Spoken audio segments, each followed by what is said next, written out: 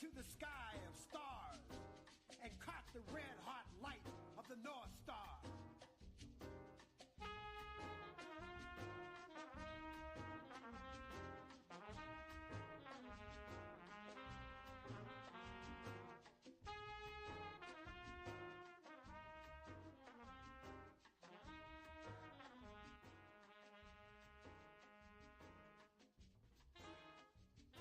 She opened the earth, walking with blood so sweet. She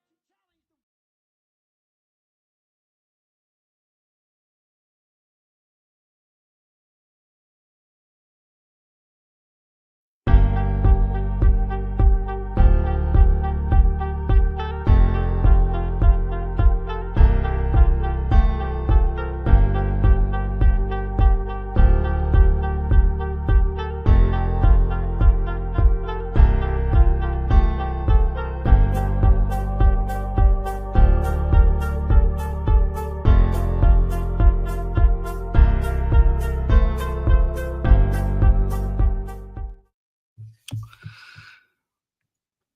Well, good morning, all.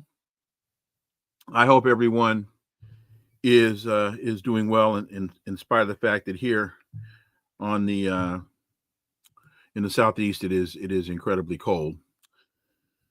Well, in case you missed it, and it didn't get a lot of coverage yesterday, but again, in case you missed it, Donald Trump was sworn in as the 47th president of the United States. And here's the news flash. We're still here. Now you've got to deal with it. Contrary to the doom and gloom that was projected by so many, and as Stevie Wonder wrote, the trees and seas didn't just up and fly away. 8 times 8 times 8 is not 4. Today is not the day. That is the day. That is no more. So there's still a whole lot left going on in the world, and the earth has not started turning right to left. So let's connect some dots.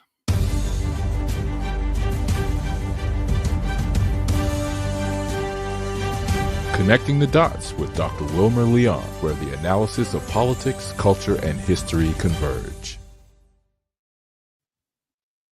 Welcome to the Connecting the Dots podcast with Dr. Wilmer Leon, and I am Wilmer Leon. And here's the point.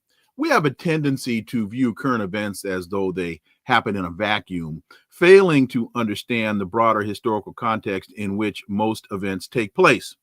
During each episode, my guests and I have probing and provocative and in-depth discussions that connect the dots between these events and the broader historic context in which they occur, thus enabling you to better understand and analyze the events that are impacting the global village in which we live.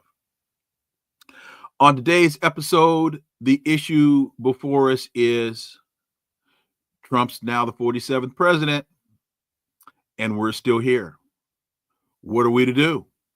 Well, Dr. Margaret Flowers was scheduled to join me today, but weather here in the Northeast has caused a number of schools to either close or to open late. So she is being the wonderful parent that she is, and she will join us a little later if the school circumstances permit. So with that, Vivek Ramaswamy is leaving Doge and to launch a run for Ohio governor. He said at one point, and it wasn't long ago, that he was putting his Ohio political ambitions on hold to help lead the Doge effort. Now he's not. What happened? I don't really know. But I wonder how much of this has to do with Elon Musk and a rift that has developed within the upper echelons of Trumpville. Remember, it was so long ago, I think it was last week, that the headline was Steve Bannon vows to run evil Elon Musk out of Trump's orbit. The spat over the future of the H-1B visas threatened a full-blown schism in Trumpville. Longtime Trump advisor Steve Bannon publicly declared war against Elon Musk, vowing to run the billionaire out of Trump's influence circle before Trump became president. Bannon said, quote, he will have Elon Musk run out of here by inauguration day. Well, yesterday was inauguration day, and by all accounts, from what I saw last night at all the balls, Elon Musk was front and center. And looking at things today, Elon Musk is still there. So, Steve Bannon, that didn't happen. See, folks, I think this is important. Here's some dots to connect. Steve Bannon is an ideologue, someone who has very strong beliefs or opinions and sticks to those beliefs no matter what. An ideologue will insist they're right even when the evidence is very clear that they might very well be wrong. Elon Musk and Trump are not ideologues. They're transactional individuals. They have, from what all that I can discern, much less long-term vision and much more focus on the immediate, on the business in the moment. That's why, for example, when Russian President Vladimir Putin was asked who did he prefer, Biden or Trump, he said Biden. And he said because Biden is consistent and predictable. There is an ideology. You can debate whether you like the ideology or not, but there's an ideology. There's a worldview. There's a direction that Joe Biden was going in. Donald Trump, all over the map. Like former Venezuelan President Hugo Chavez said about George Bush at the UN, he's as dangerous as a monkey with a razor blade. So Vivek Ramaswamy has left Doge. And I don't think he left willingly.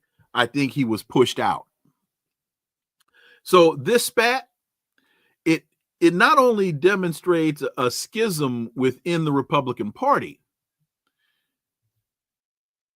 there's been an incredible shift in the American political landscape. I talk all the time about the empire is dying, and usually I'm discussing that in the context of international policy. When you look at the rise of BRICS, when you look at the United States getting its hind parts whooped in Ukraine, and the United States trying to start this war with China over Taiwan and trying to get rid of Nicholas, all these things that the United States, I'm usually talking about the failing of the empire in the broader international realm.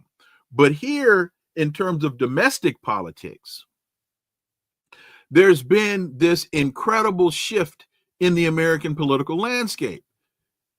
The Republican Party of recent memory is done.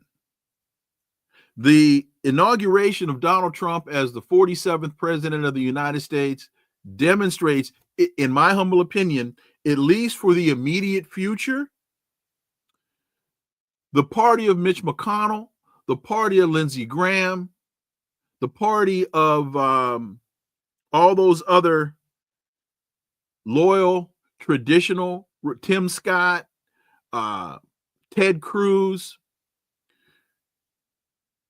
that party is done. It's been taken over by the Frankenstein monster that they created called Donald Trump. It was created by Tom Tancredo and the Tea Party. Connecting some dots here. Remember the Tea Party?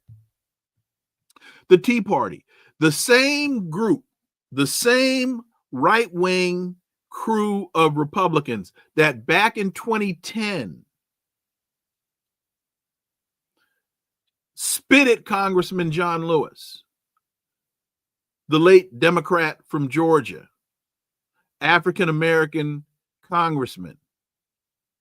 They spit at Andre Carson, Democrat from Indiana. also calling both John Lewis and Andre Carson niggers as they returned from President Obama making an address to Congress at the Capitol. This was back in 2010. This was the Tea Party. This was Tom Tancredo. We want our country back. Remember all of that?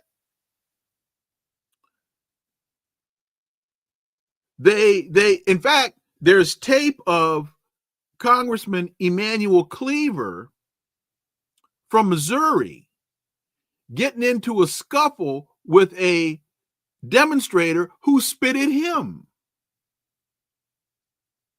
And at this same time, they also called then Congressman Barney Frank, an openly gay congressman from Massachusetts, they called him a faggot. And so there were a number of groups that were pleading to the Republican establishment, please apologize. Please do something, restrain these people from inciting what they were calling Tea Party racism. I'm connecting these dots. I'm using this language not to be sensational. This is the language that these zealots, these racists, these homophobes were using in the halls of Congress. No decorum, no civility, just flat out American bred and born racism. And Mitch McConnell and the whole establishment crew stood silent, stood idly by and silent. Why? Because they saw the Tea Party and their ilk. Those were voters. Those were their constituents. That was their base. And unlike Kamala Harris, these folks weren't going to run from their base. So they stood by, they stood silent. And now the Frankenstein monster, Donald Trump, created by Tom Tancredo and the Tea Party, has taken over their village. And the Democrats have fallen victim to a similar plight. The Democratic Legislative Council, started by Bill Clinton, Al Gore, and a bunch of other conservative Democrats who, trying to offset the power of Ronald Reagan, moved the Democratic Party so far to the right that Ronald Reagan, if he were alive, would now be considered a conservative Democrat. Remember President Barack Obama saying that Ronald Reagan was his favorite president. How can a black man, a Democrat, say that Ronald Reagan of all was his favorite president? Not John Kennedy, not Lyndon Johnson, not FDR. Huh? Anyway, so with this dramatic shift of the Democratic Party to the right and the Republican Party to the extreme ultra uber right, Democrats have now become the party of war. And they are willing to be complicit in reducing the funding of the American social safety net to continue budget busting Trump tax cuts, funding this incredible militarism, instead of making America strong through domestic strength. You figure it out. So at the inauguration, language is very important. And politicians at times, they'll make references, they'll make statements, and if you don't listen to other sources and you don't really dig into what's being said and why, then some things will go past you. At the inauguration, Trump vows a new golden age. And in his inaugural address, he said he was saved by God to make America great again. What is it with this deification of Donald Trump? In his own mind and in the mind of some of his supporters, with some of these evangelicals, what does this deification of an elected leader, of a president, what does this signal? And how dangerous is it?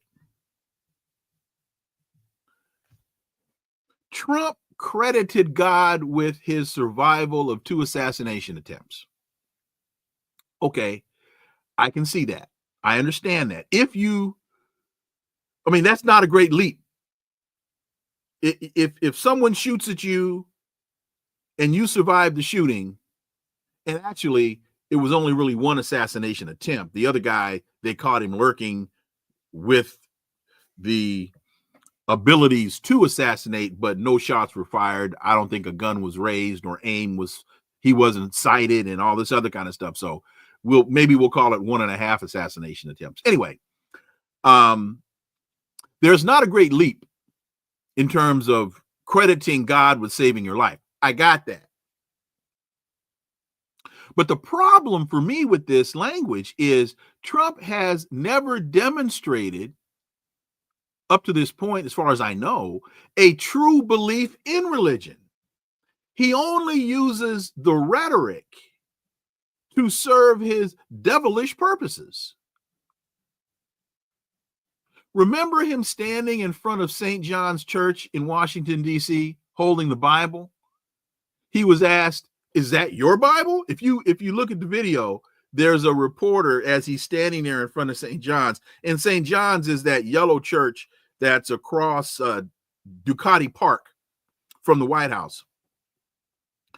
And a reporter asks, "Is that your Bible?" And his response was, "It's a Bible." And I think at one point he was holding the good book upside down. Anyway, so now during his inauguration speech, he invokes God several times during this, again, including his belief that God saved him from the assassination attempts on his life. And again, most people, if they believe in God, no matter what your denomination or persuasion, whether it's Allah, Yahweh, again, if somebody shoots at you and especially if they hit you, you would probably say God had his hand in this. I understand that. But again, if that's not your inclination, if you haven't really demonstrated, again, that could be the moment for you to go, "Oh my goodness, I got to change my life. I've got to square this circle. There are those that have those moments. But Donald Trump has never struck me as being one of those people. Call me cynical, but I tend to assess people by what they do, not by what they say. And it's not even just Donald Trump. There are some pro-Trump religious leaders that liken him to 2 biblical figures, the ancient Persian king Cyrus and the ancient Israelite king Jehu. And those comparisons have been used by a number of evangelicals to sway Christians to vote for Trump.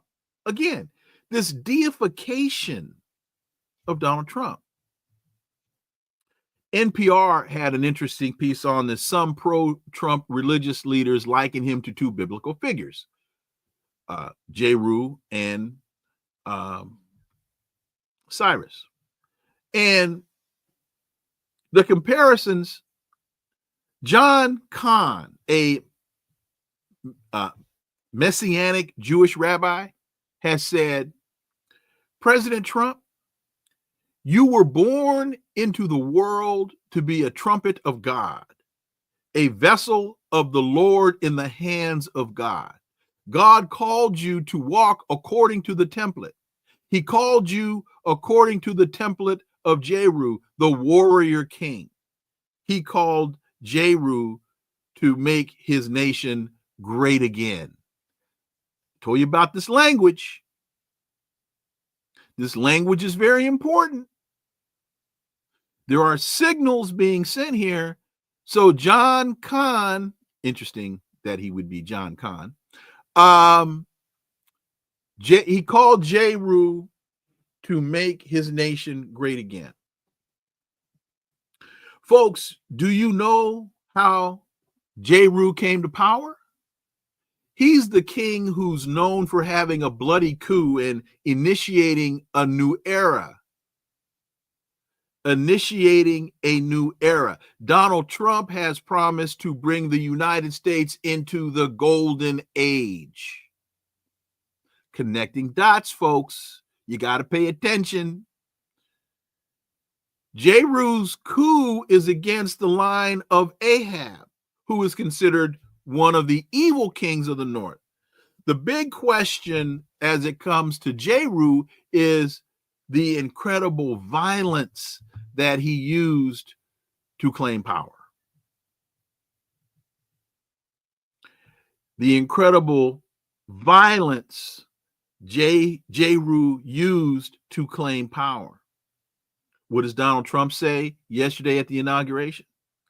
America will reclaim its rightful place as the greatest, most powerful, most respected nation on earth, inspiring awe and admiration of the entire world. A short time from now, we're going to be changing the name of the Gulf of Mexico. I'll get to that in a second. That is so stupid. But anyway, I want to go back to this point. Jehu was known as this incredibly, incredibly violent king. And you have Christians that are comparing Donald Trump to Nehru and to Jehu. And what is Nehru was in India. Jehu. What does Trump say at the inauguration? America will reclaim its rightful place as the greatest, most powerful, most respected nation on earth, inspiring awe and admiration. This language is very important. A short time from now, we're going to be changing the name of the Gulf of Mexico to the Gulf of America.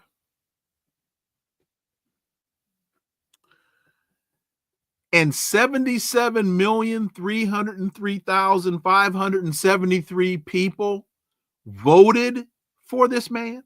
49.9% of Americans voted for this dude.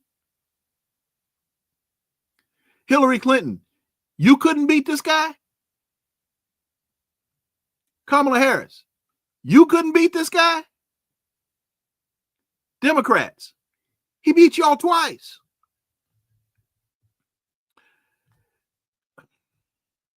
Just after Trump made his comments last week or the week before about changing the name of the Gulf of Mexico to the Gulf of America, Congresswoman Marjorie Taylor Greene from Georgia said that she would direct her staff to draft legislation to change the name of the Gulf of Mexico. a move, she said, that would take care of the funding for new maps and administrative policy materials throughout the federal government. A couple of things. Donald Trump can change the name of the Gulf of Mexico to whatever the hell he wants to change it to. He can change it to the Gulf of the Moon if he wants to. But that only has impact, as Marjorie Taylor Greene said, throughout the federal government. The rest of the world will still call the Gulf of Mexico what it should be called, what it has been known as and for the past 400 years. The Gulf of Mexico.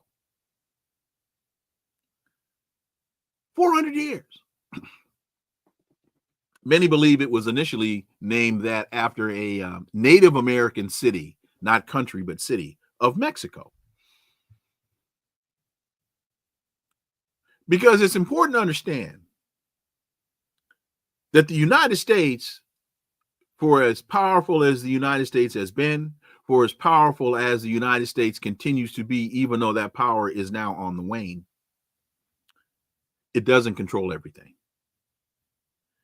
There is an organization called the International Hydrographic Organization that is primarily responsible for naming oceans and bodies of water. They set the standards for maritime boundaries and names of oceans and seas worldwide.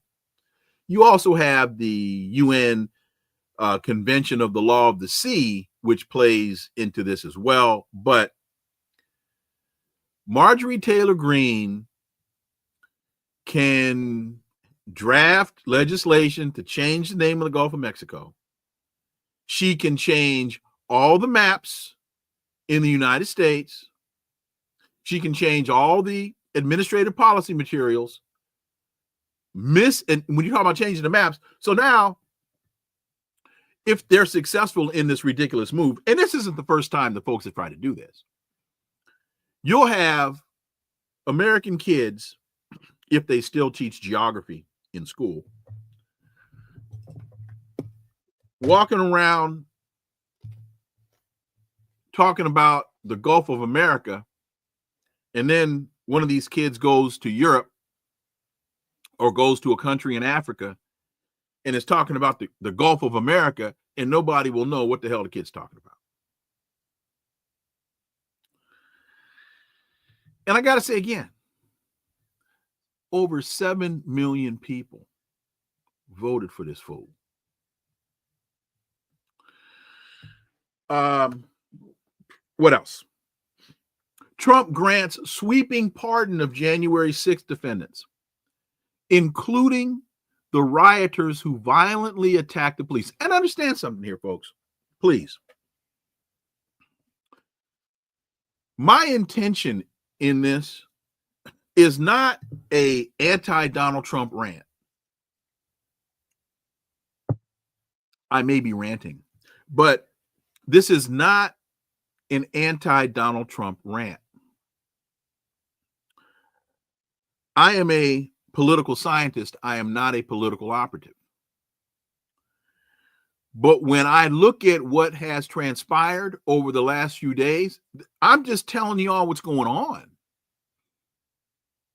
I'm not making this up. Yesterday, in the Oval Office, sitting at the Resolute desk, Donald Trump signed sweeping pardons of the January 6th defendants. He did that, including rioters who violently attacked police. Over 1,500 people were charged with crimes in the January 6th riot and the attack on the Capitol, including people convicted of assaulting police officers. He used his clemency powers on day one to undo the prosecution of the unprecedented assault on the American Capitol. He did that. Now, let me say, Melissa, thank you for that $9.99 super sticker. Greatly, greatly appreciate it. And I'm going to bring up our guest in just a second, because she has now graciously joined us. I just want to finish this point. In fact, I'll bring her in on this point. So with this pardon, he paves the way for the release from prison of people found guilty of violent attacks on police, as well as the leaders of the far-right extremist groups convicted of failed plots to keep the Republicans in power after he lost the 2020 election to Joe Biden. What he's trying to do here is rewrite the history of what transpired on January 6th, which left more than 100 police officers injured as this angry mob, some armed with poles, bats, bricks, bear spray, they overwhelmed law enforcement. They shattered windows, they broke through doors, and they sent members of Congress scurrying for their lives.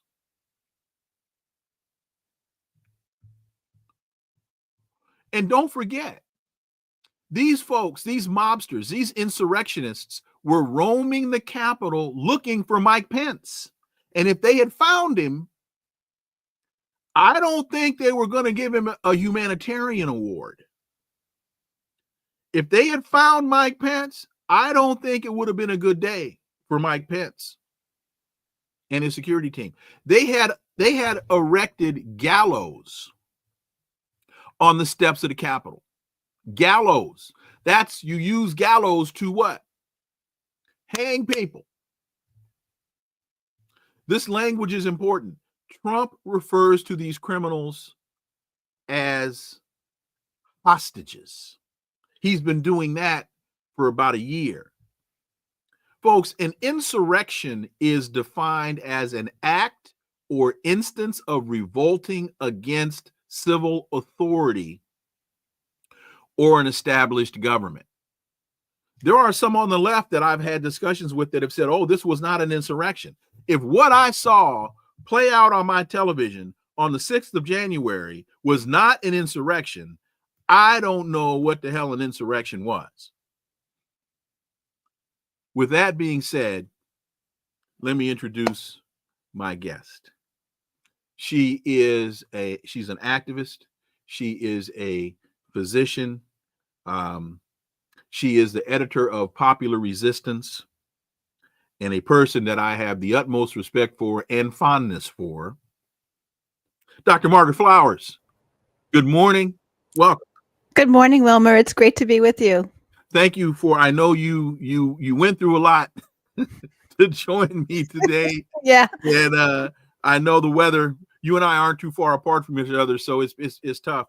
I don't know how much of what I've gotten into so far you've heard. Just a few minutes. Okay. I think you came in as I was talking about the pardons. Your thoughts, Dr. Flowers, on the first day, the executive orders that have been signed, and where do you see that taking us going forward? Right. Well, I mean, there's a few areas that we're seeing on the first day that are of critical importance that we pay attention to and fight back against. I think, of course, one of the initial orders was to declare a national emergency at the border and to allow the president or the country to deploy troops to the border to shut it down. They've canceled appointments for people who are seeking to immigrate to the United States. And, this is not just a Republican thing, as, we've often talked about. The Biden administration and the Obama administration before that deported quite a few, but I think there's a real effort now, and it's bipartisan, to really clamp down on immigration. We saw the Lake and Riley Act, which is likely going to be the first act signed by President Trump. It was passed with Democratic support. The vote was 82-10, I think, in the Senate, and 48 Democrats voted for it in the House.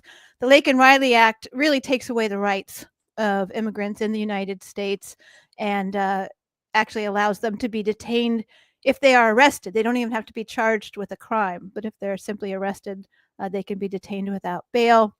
Wait a minute, that sounds eerily reminiscent to the indefinite detention that Palestinians are subjected to in historic Palestine by the Zionist government in Israel. Right, a form of administrative detention, and it's something that we've seen happening throughout the history at Guantanamo Bay, the prison there, the U.S. prison in the occupied Cuban land. And initially, we have to remember in the first few years, the people who were detained there, imprisoned there, tortured there, had no legal representation at all. It was a purely administrative situation. So that's wait a minute. Let me just quickly jump in there because I've been to Gitmo. Not the rebuilt Gitmo. I went to Guantanamo when right after the Haitians had been held there, when they were held out in chain linked cages, exposed to the brutal Canadian sun, Cuban sun. It is hot in Cuba. And these folks were just detained in cages. They were like running pens for dogs. Yeah. Oh, just utterly brutal conditions. So go ahead. I'm sorry. Yeah. No, the whole story of Guantanamo is a brutal story. And I spoke with Andy Worthington not too long ago. Andy, of course, is an investigative journalist from the UK that's done an excellent job of covering what's been going on at Guantanamo, and he just calls this a horrendous scandal of U.S. history, and someday we'll hopefully be held account for that. Of course, we all know that's how Trump is declared his intention to strip birthrights to the United States for people who are born here to immigrant parents. So this is all, very much of concern and something that people are starting to mobilize around. Don't gloss over, please don't gloss over that point.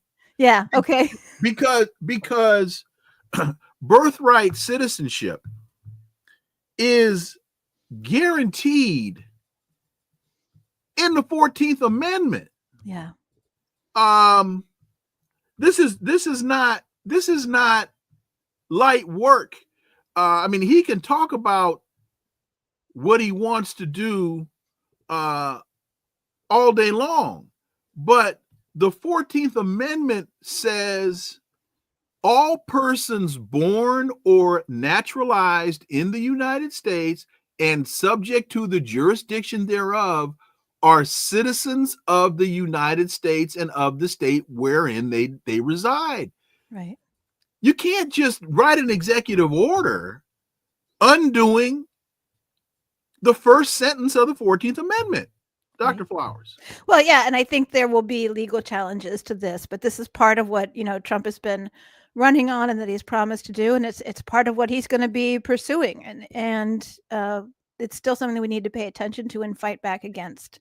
I think there are going to be a number of legal battles over things that President Trump has said he's going to do. And another area that's hugely concerning to me, and I haven't really seen it talked about, is he also declared a national emergency in energy, and basically saying that, the United States has to be energy independent. We have to have enough fuel to fuel the military. Of course, we all know that the U.S. military is the largest polluter in the world, the largest institution that's a polluter and user of fossil fuels in the world. I have a lot of concerns because in that order, he talks about state and non-state actors that are preventing this fossil fuel build out. And of course, we all know that communities across the United States have been fighting back against these fossil fuel projects that are being forced into their communities. We think of Cancer Alley, down along Louisiana. And how, people are just being, polluted there. And of course, they're fighting back.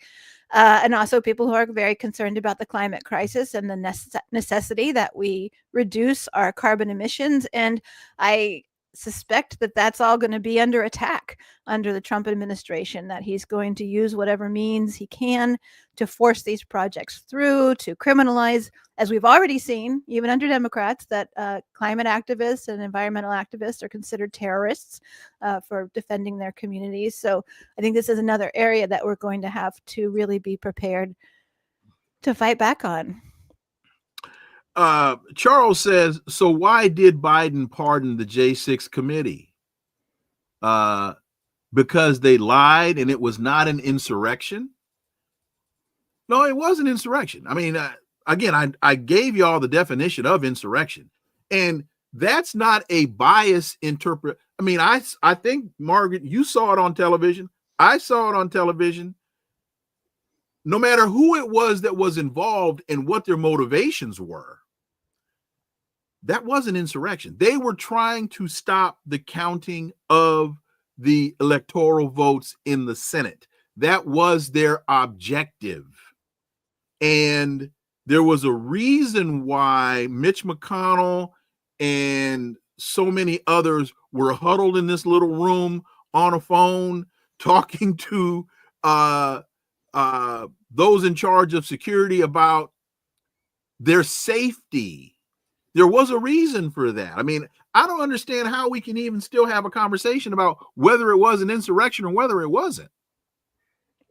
I agree with you there. I mean, they declared what their intentions were, broke into the Capitol, committed acts of violence, threatened members of Congress. This was a very concerning event and something that we should have accountability for. Because as the conditions continue to deteriorate in the United States, we're seeing, more and more violence. And Chris Hedges has done a lot of work trying to educate us about this real possibility, as others have as well. Without accountability, excuse me, we know that things will deteriorate. Jonathan Soul gave us a $9.99 super sticker. Thank you. Well, yes, Jonathan, the 14th Amendment was about enslaved Africans, but if you read the first sentence of the 14th Amendment, it reads as I said it read, and the reason it read that way was so that those formerly enslaved Africans could be included as American citizens. Read the 14th Amendment, and I think you'll find that I'm correct in that interpretation. Something I said, Margaret, before you came on, I want to get your take on this. In looking at the fight between Vivek Ramaswamy and Elon Musk, and looking at the fight between Ramaswamy and I'm forgetting his name now, Trump's initial advisor, what was it? Steve Bannon. Oh, yeah. That there's been a dramatic shift in the Republican Party, and that the party of the old Republican elite, that party's done. That now with the swearing in of Donald Trump, Mitch McConnell and that crew, they're dinosaurs. They're done. But there's also been a shift in the Democratic Party. And that shift, thanks to the Democratic Legislative Council, Bill Clinton and Al Gore and that whole crew, that there's been a shift to the right in terms of those policies, so much so that former President Obama said that Ronald Reagan was his favorite president. And that if Ronald Reagan were alive today, he'd be considered a conservative Democrat, not a Republican. And so people need to understand that this binary thinking of Democrat and Republican no longer applies. The world doesn't turn in that direction anymore. Yeah, I would agree with you completely. I think, if you look back at the issues that presidential candidates ran on, in the 60s and 70s, it was very different from what we see today. We've had a continued move to the right. We can, there was a lot of fear during the social movements of the 60s and 70s by the elites that people would actually start to make some gains and, would increase their rights, improve their living, threaten capitalism. And so there was a concerted effort building out the whole structure that you're very familiar with in Washington, D.C., the lobbying structure, the think tanks, the influencers, focusing on the courts, on educational institutions, to try to prevent people from being able to organize and think freely and advocate for themselves. And so we've seen this huge, it's been very successful. A lot of money's been put into that, a shift to the right, and both of our major political parties have just continued to move farther and farther to the right. I think if folks if you want to kind of end the illusion or in your mind that this country is in any way progressive in terms of its leadership, look at who the United States aligns with in the global community. And we're behind many of these coup attempts and successful coups in other countries where we're backing the fascists. And that's, look at our affiliation with Ukraine. This is what the United States is and who the U.S. supports around the world. Unemployed Scholar, thank you for that $10 super sticker. Unemployed Scholar says, will the administration's focus on domestically extracted oil by Venezuela time to strengthen its defenses, or will the anti-Venezuelan hawks launch simultaneous offenses on Venezuela? Yeah. Go ahead. I think we need to have a lot of concerns about Venezuela. We have to remember that it was during Trump's first administration that he waged a maximum pressure campaign on Venezuela. Of course, again, this is a bipartisan type of endeavor. We saw the same, interference by the Biden administration in the most recent Venezuelan presidential election, and then, refusing to recognize the democratically elected president and instead recognize this guy, Edmundo Gonzalez. I think we're looking at what the United States is doing in building up its military alliances with Guyana and kind of fueling the conflict between Guyana and Venezuela. Is the U.S. is positioning itself. It lost Colombia when I'm blanking on his name. I remember Francia Marquez, but I can't remember the president's name. Anyway, when he won, but the U.S. has been focusing on Ecuador now and on Guyana and building up military alliances there and influencing the governments there so that we can be positioned. Gustavo Petro. Thank you. I was thinking it was Gustavo Petro, and then I was thinking, is that right? But yeah. So I think there are a lot of concerns about Venezuela. The U.S. will still want to get that oil. Trump showed that he had no reluctance in doing whatever he needed to do. He also sent the Navy down, as we remember, when Iran was helping to supply Venezuela with what it needed to rebuild its refineries and process its oil.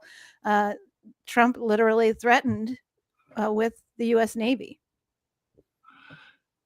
And a lot of folks really don't understand, just staying with the conversation on Venezuela.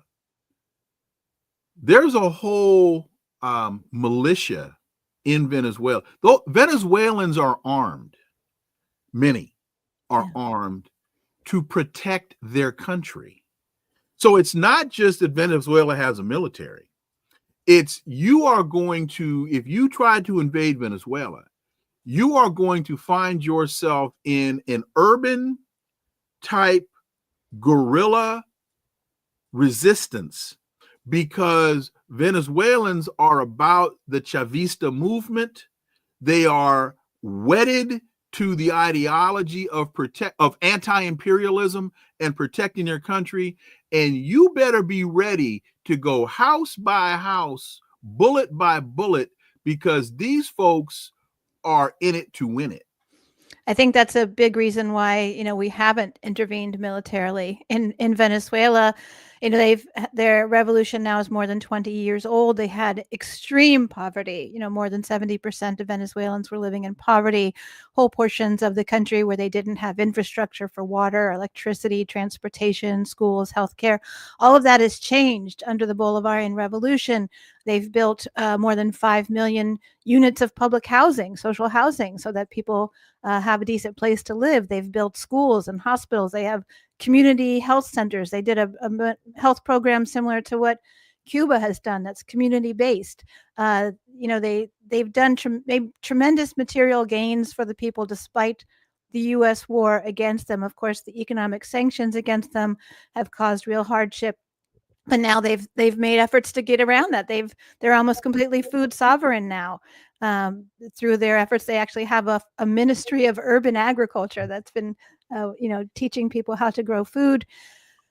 And as you mentioned, the civilian militia is now more than 4 million Venezuelans. This is a country of 32 million people who are armed and who have effectively prevented efforts at violence when I think it was the guy, what was his name, Jordan Goudreau, who went down there under President Trump trying to The assassinate Bay the of girl. Piglets. Yep.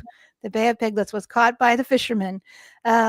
We know that, excuse me, during the election in July of this past year, the presidential election, they tried to do what they had done before, these warimbas, these violent blockades. It happened in 2014 and 2017.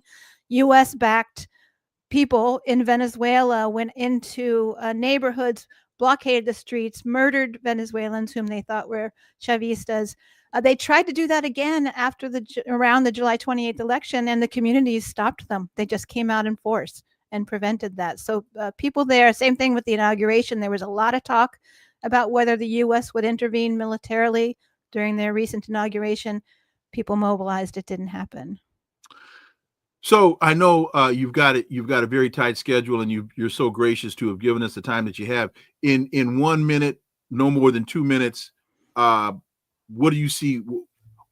Folks now have to understand: organize, organize, organize. Margaret Flowers. Yeah, I mean, it's something that we need to be doing all along. We can't tie ourselves to these election cycles, because the problems that we have are systemic, and they persist whether we're under Democrats or Republicans. We're not seeing the changes that we need, but we're going to need to be mobilizing at the community level and focusing on how do we meet the needs of the communities around us? How do we work together to launch these major fights? Because we've, throughout the history of the United States, we've made gains under hostile administrations through popular movements. So I urge people to do what you can. You can find resources at Popular Resistance. Sometimes it's about getting out in the streets and demonstrating. Sometimes it's about building institutions within your own community that meet those community needs. These are all part of the social transformation that we need to make in the United States, and that we're going to be forced to make as we continue to be a failed state and fail to meet the needs of our people. The only way we're going to change that is by fighting back. Dr. Margaret Flowers, thank you so much. Greatly, greatly appreciate it. Again, you squeezed this in a very small window. Greatly, greatly appreciate it. I got you out on time. Thank you. I appreciate it. Thank you so much, Wilmer. All right. Great to talk to you. Bye-bye. Thank you.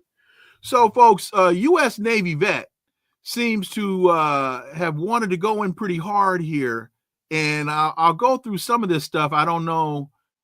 He says, no, Elon and Trump are U.S. Zionist globalists, and Vivek made a fool of himself by calling MAGA white folks idiots that called for a kick in the ass and a back seat at the Trump.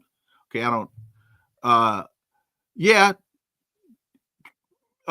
Musk and Trump are Zionists, I think. And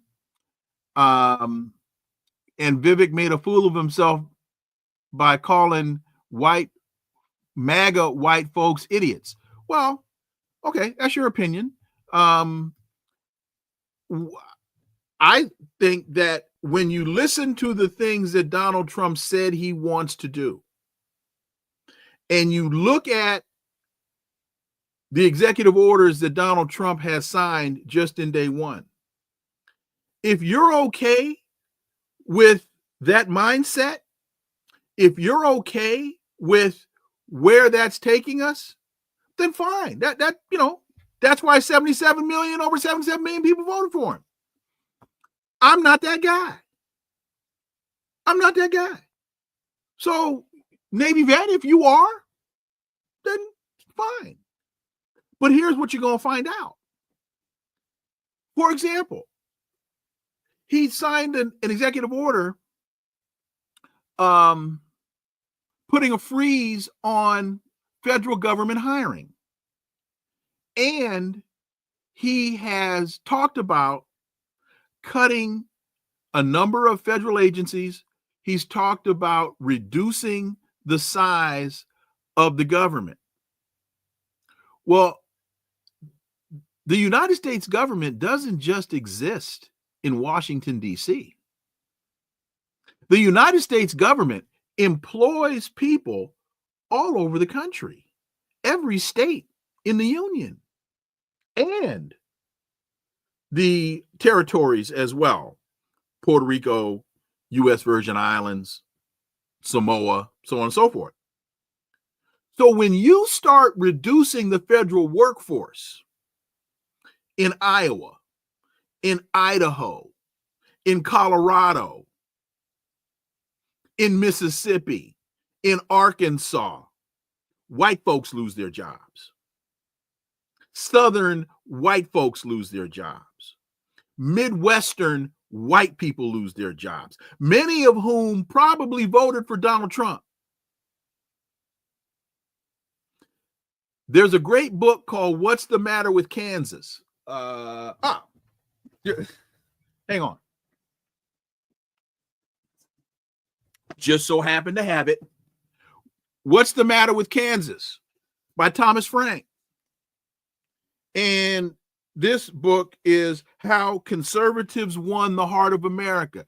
And the premise of this book by Thomas Frank, What's the Matter with Kansas, is how did Ronald Reagan convince primarily white people in the Midwest to vote against their interests and elect him as president when his policies have led to economic catastrophes in their states? So again, Navy vet, I mean, if those are your politics, then fine. God bless you. Vivek is a racist who call white folks idiots. Okay. So there are no brown and black racists? Actually, U.S. Navy vet, no. Black people cannot be racist. I'm going to say that to you again. Black people cannot be racist. We can be prejudiced, but we can't be racist. We can't be racist because we don't control the system to impose our prejudice on others. See, racism is this is where language is very, very important. Race does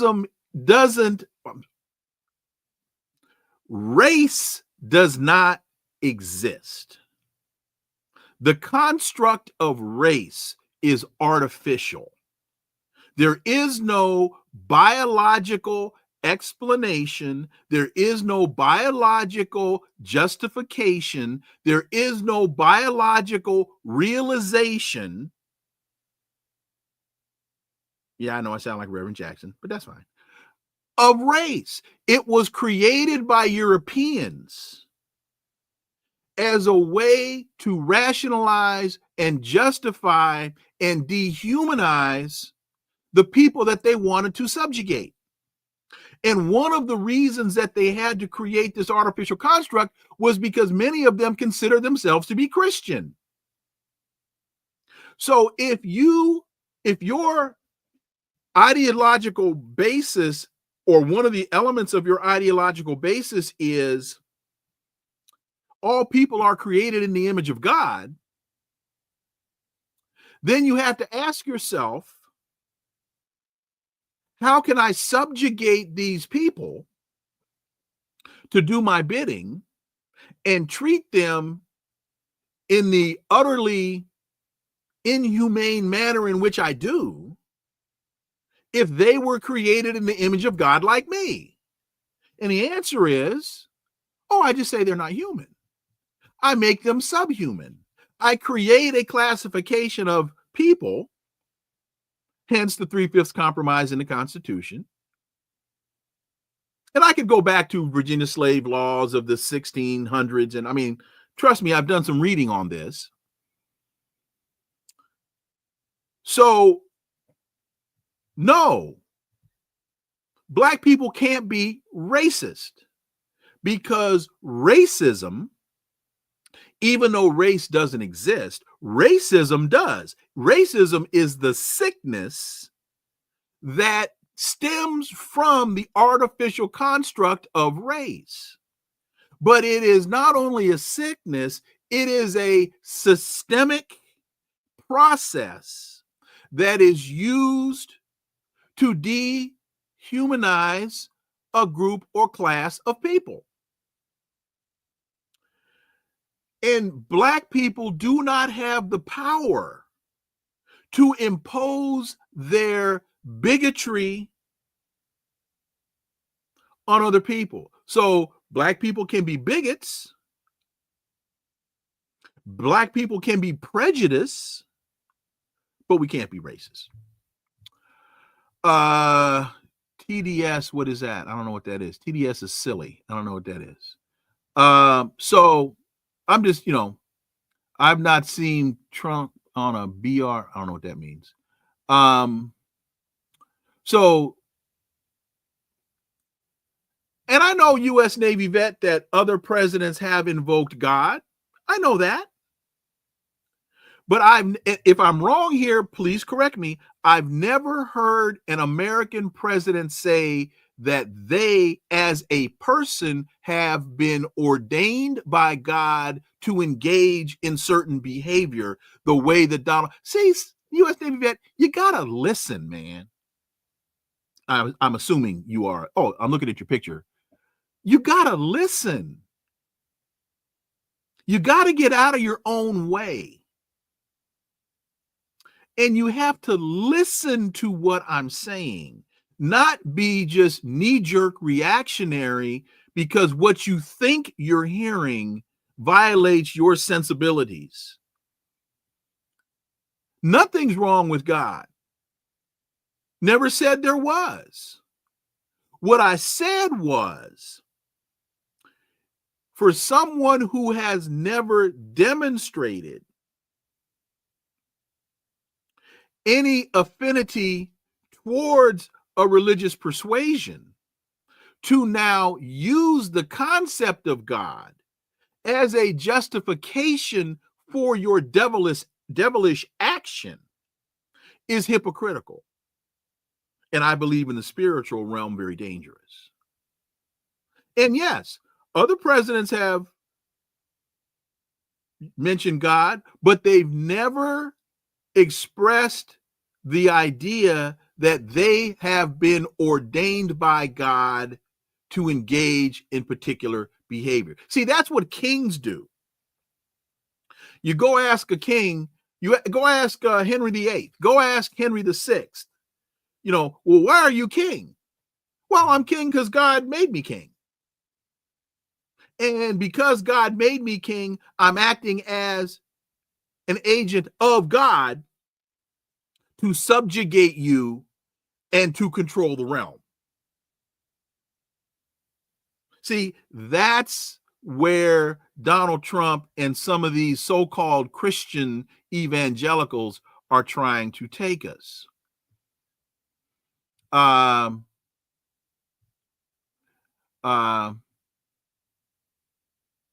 Oh, I like Trump's golden age. It was better than man. See, now you're good. Now, when you start using invectives to reference people of different persuasions, dude, that's where I got to let you go.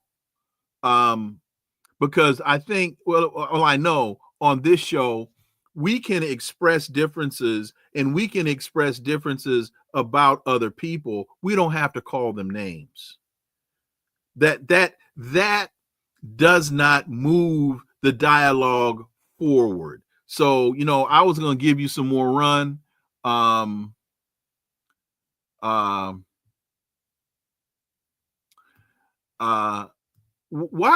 Why does the relationship with Kamala Harris and Willie Brown matter in this conversation? See, you're desperate. See, when somebody, okay, I'm gonna read this last one and then I because this makes my point. So you wanted a hole, capital H, in the White House, all cap. Come on, Kamala fed her way up, starting with Willie Brown. Why do I care who Kamala Harris dated? And I happen to like Willie Brown. I know Willie Brown. Why? I know Kamala. Why does that matter as it relates to the United States trying to pick a fight with China over Taiwan?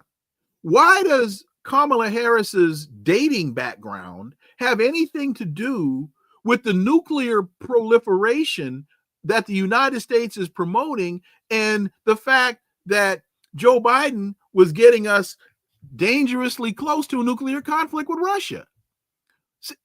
See, all you're doing there is trying to obfuscate, trying to put up smoke screens, throwing into the dialogue a bunch of stuff that doesn't matter, not one damn bit. So with that, I was going to give you some more run, but when you start throwing out bullshit like that, dude, go call some other show. Carolyn Asburum, and please forgive me if I mispronounced your name. Thank you for that $3 super sticker. Greatly appreciated. See, this takes me back to a point I made last week. I think John Jeter was on the show, and I was relaying an experience with my one of my mentors, Dr. Ronald Walters, in class when he said, I don't care about your opinion. I want to know what you've read. I'm training scholars here. That's why when I mentioned what's the matter with Kansas, I was able to reach up on my bookcase and pull down the book, because I'm doing everything in my power to stay as far away from opinion and stick with analysis. I'm trying to stay as close to that as I possibly can, which is why, again, when I was rapping with Jeter, speaking about God and all of that, try Christians, how right-wing evangelicals against, the title of the book is Christians Against Christianity. Navy vet, have you read Christians Against Christianity? How right-wing evangelicals are destroying our nation and our faith? Written by Dr. Aubrey Hendricks, who is a pastor, by the way. See, I read, man. I read a lot. So I'm talking about these evangelicals and their influence over Donald Trump and other American presidents, what they tried to do with Ronald Reagan, what they tried to do with George Bush. Christians Against Christianity, how right-wing evangelicals are destroying our nation and our faith. Dr. Aubrey Hendricks, great book, by the way. I was talking about Between Two Ages, Zbigniew Brzezinski. Money Capital, an essay on the American economic and social order. Turn off MSNBC, turn off CNN, and start reading some damn books, U.S. Navy vet. Unemployed scholar, thank you for that $5. U.S. federal jobs going away will make the U.S. a collection of states and cities. Local governments will be primary. Unemployed scholar, I think you're right. Well, that's the mission, and that's one of the major efforts. I keep forgetting this guy's name.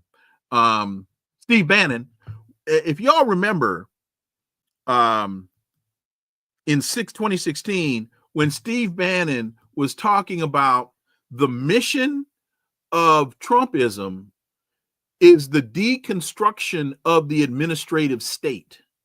That went over the, I think that went, that went by, that got by, that language got by a lot of people.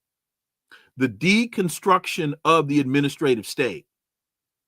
And so, unemployed scholar, to your point, doing away with federal jobs to make the U.S. a collection of states and cities, you're right. Because that takes us back to the whole idea of states' rights. Peace in the world. Thank you. $20. Thank you. Really appreciate it. We need you. We're here for you, but we can't do this without you. Oh, and again, U.S. vet, I'm not attacking you personally. Please do not mistake my response to you as a personal attack. But you did come on this show. You did write in this chat what you wrote. And so I'm now holding you accountable and challenging you for what you posted. You know, I'm not trying to pick a fight with anybody outside of intellectual debate. But, you know, when you start writing stuff like that, read Christians Against Christianity, how right-wing evangelicals are destroying our nation. Then talk to me about invoking God in your inaugural address and what that means. And again, no, wasn't saying that there's, hey, as a Catholic, I'd be loath to say that there's something wrong with God. But I think you get my point. I'm not going to beat that one to death anymore. Okay, so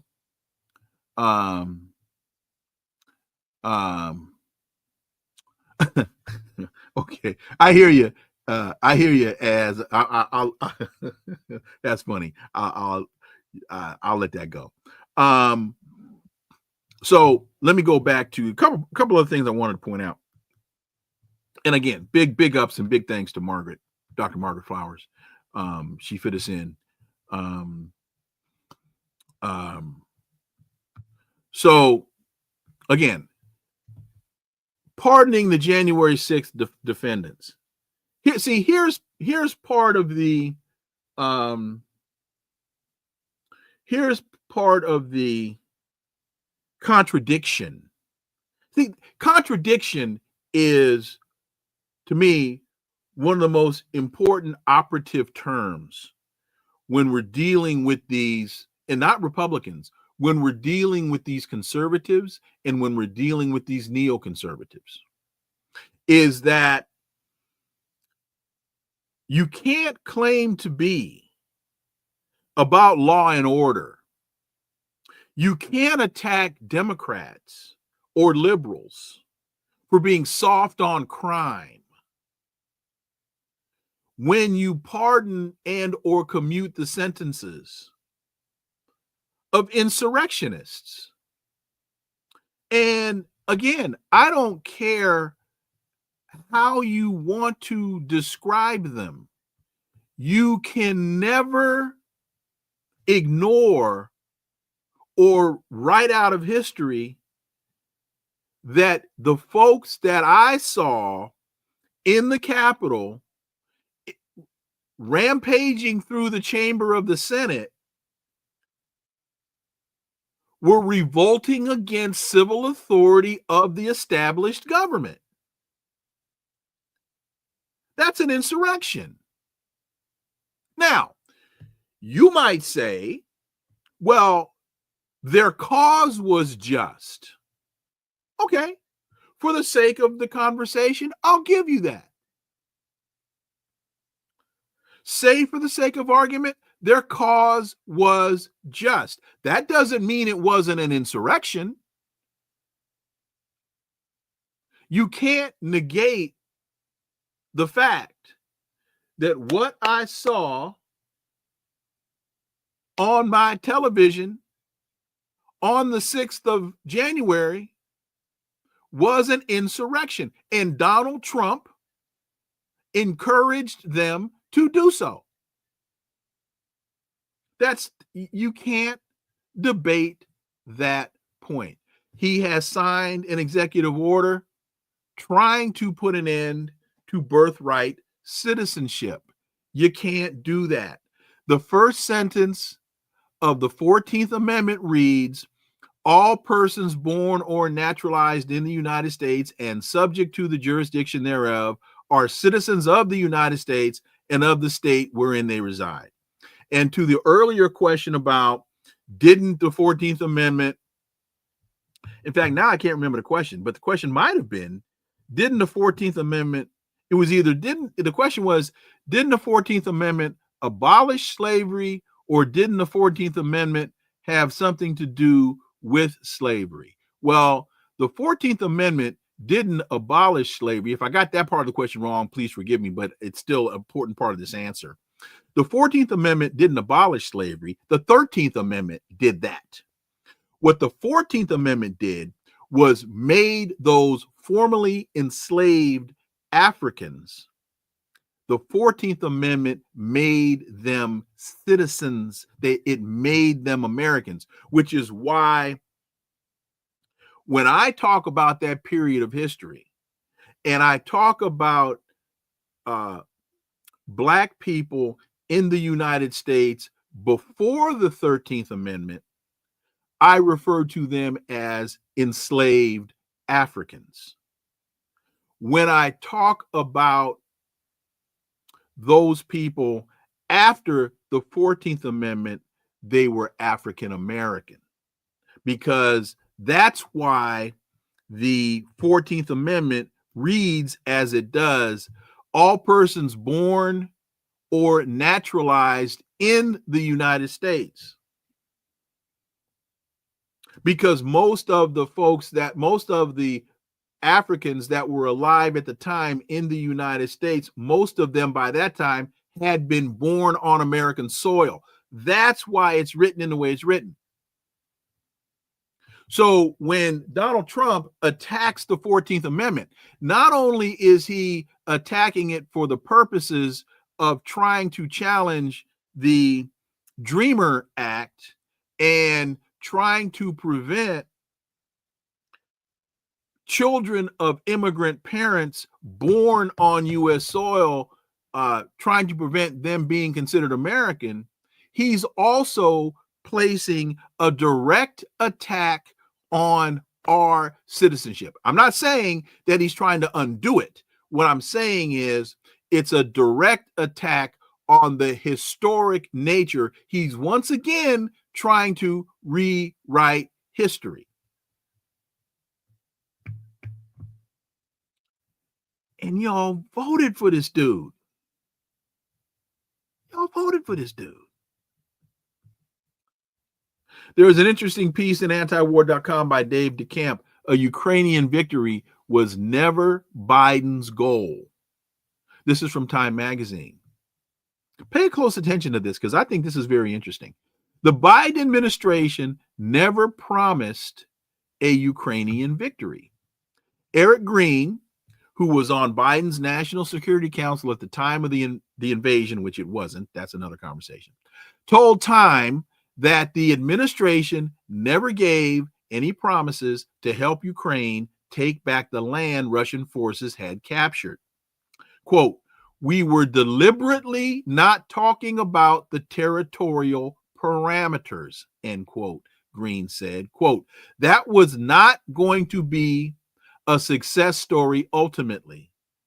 The more important objective was for Ukraine to survive as a sovereign, democratic, free country. As a sovereign, democratic country, free to pursue integration with the West," end quote.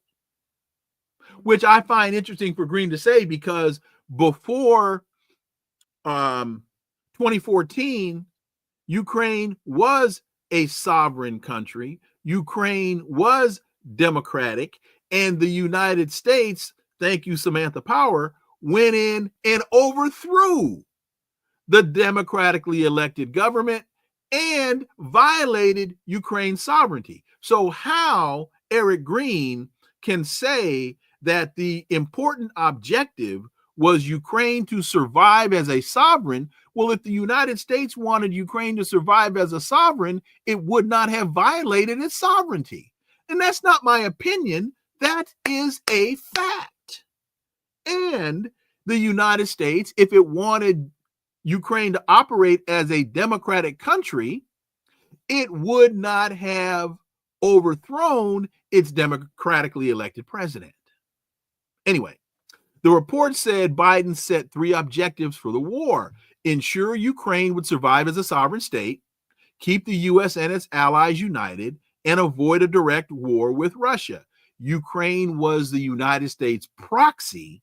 This is me speaking now, not from the piece.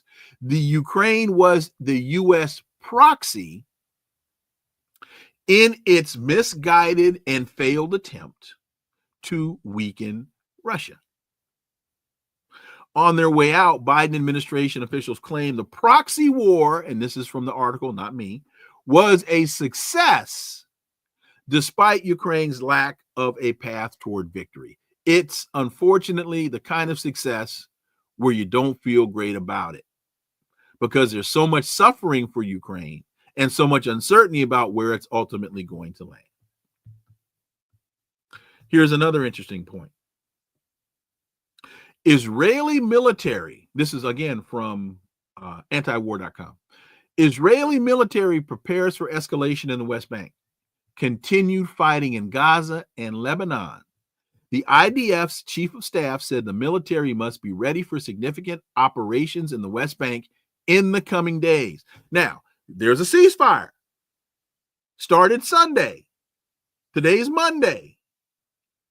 And they're already talking about escalation in the West Bank, continued fighting in Gaza and Lebanon. The IDF's chief of staff said the military must be ready for significant operations.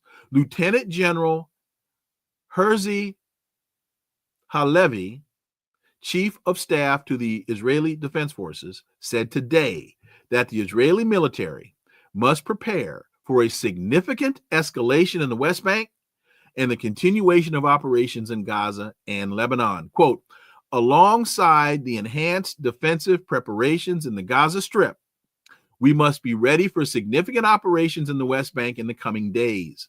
This is to preempt and capture terrorists before they reach our citizens, end quote.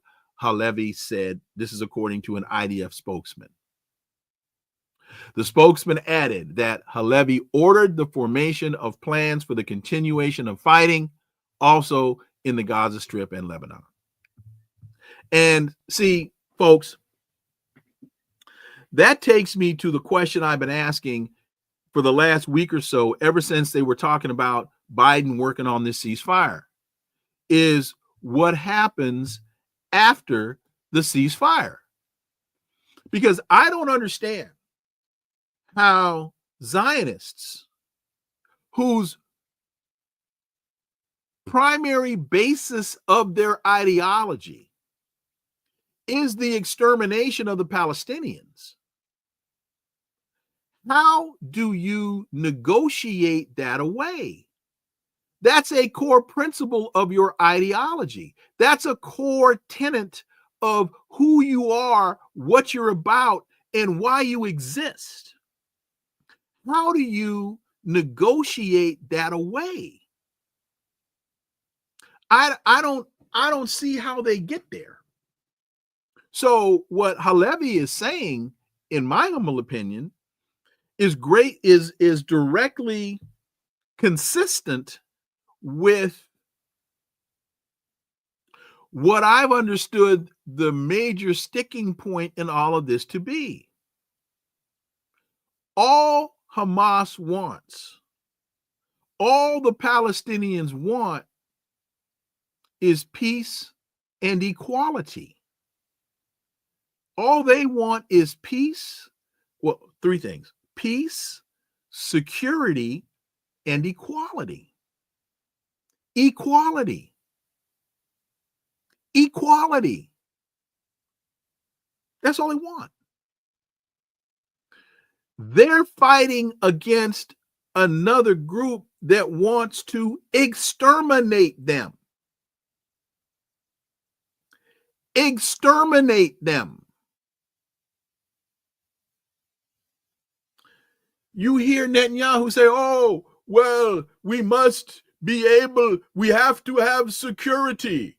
Our primary concern is security. Well, if you stop with other people, they might leave you alone. Ever thought about that, BB?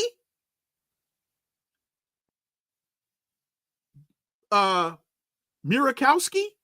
You ever thought about that? Because remember, his family's last name is not Netanyahu. No, they flipped the script on that one. Unemployed scholar, if I already said thank you for the $5, I'll say it again. Thank you for the $5. Milikowski.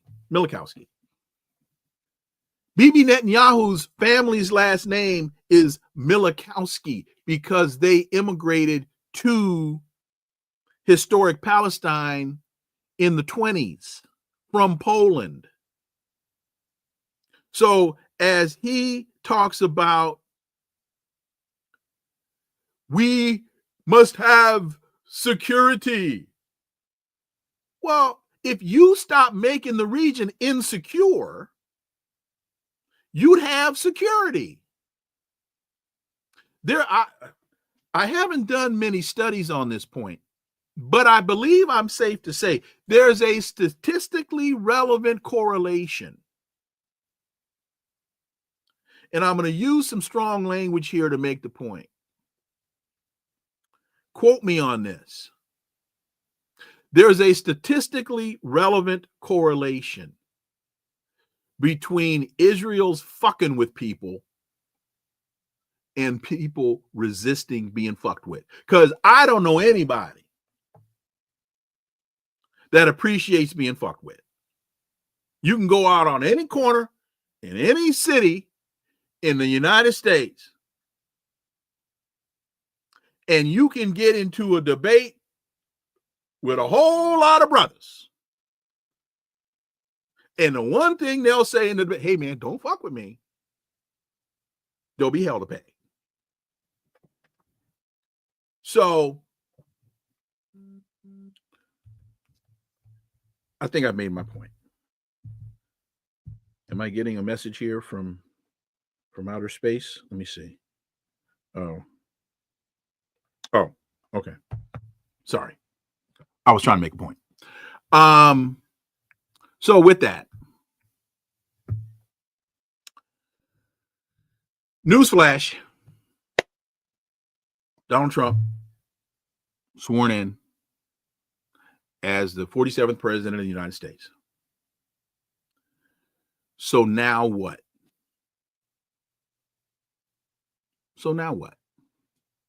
We can sit around and cry in our beer. Some of y'all are going to celebrate. 77 million of y'all are going to celebrate.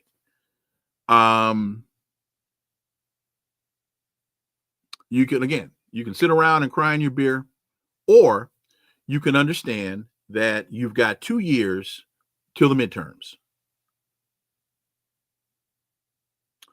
What are you going to do? And if you sit back and you wait, or if you sit back and expect your elected officials at the federal level to really operate in your interests, they're not going to do that unless you force them to. And even if you try to force them to, as we saw what happened in the election, they still may not do it. You got to do it yourself. You got to organize. And you're going to have to, and I'll use this term euphemistically because I'm not talking about this in the context of Congress. You're going to have to reach across the aisle, and you're going to have to reach across the table, and you're going to have to interact with people who may not agree with everything you think and everything you want and everything you say, but you're going to have to find coalition with those who have a similar outlook on a particular issue that is relevant to you and yours.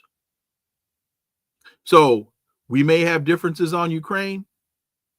We may have differences on China, but we might be able to coalesce around saving the Department of Education. So we can argue about Ukraine later. We can argue about China later. But Donald Trump wants to do away with the Department of Education. That's a bad idea. We need to be strengthening the Department of Education. In fact, I talked about the hypocrisy that's coming from these neocons. So Elon Musk, Peter Thiel, and some of these others from Silicon Valley they want to increase the H-1B visa program because they want to bring more foreign engineers and others into the country, because they claim the problem is they can't find enough American trained engineers to do this work. To me, that's a very veiled way of talking about they can't find enough white people to do it. Well, why don't you have enough trained Americans? Because your educational system is lacking incredibly. It's lacking incredibly. So are you championing improving the quality of education in the United States? No. You have backed a guy who's championing doing away with the Department of Education. It makes sense. It's inconsistent. It's hypocritical. It's stupid. So, what are you going to do? And Carol, I apologize. I used that language to make a point. You know, that's not, and Pastor Williams knows that's not my normal range of discourse. So, Carol, I apologize. But again, I was just trying to make a point. But I hear you. I apologize. So, with that, we got a long road ahead of us. Thank you all for joining me today. Dr. Margaret Flowers, thank you so much for fitting us into your schedule today. Greatly, greatly appreciate it. Thank you all for listening to the Connecting the Dots podcast with me, Dr. Wilmer Leon. Stay tuned. New episodes every day. Tomorrow, Tuesday, is the last day for the 10 o'clock show. Starting Wednesday, we have to move the show to 3 o'clock because Eastern time, because PM Eastern time, because I'm going back to the classroom. Please follow, subscribe. Thanks. Those of you with the super stickers, thank you all so much. Leave a review, share the show. Follow us on social media. You can find all the links below in the show description. And remember that this is where the analysis of politics, culture, and history converge. Talk without analysis is just chatter. And we don't chatter here on Connecting the Dots. See y'all tomorrow. Until then, I am Dr. Wilmer Leon. Have a great, great day. Peace. I'm out.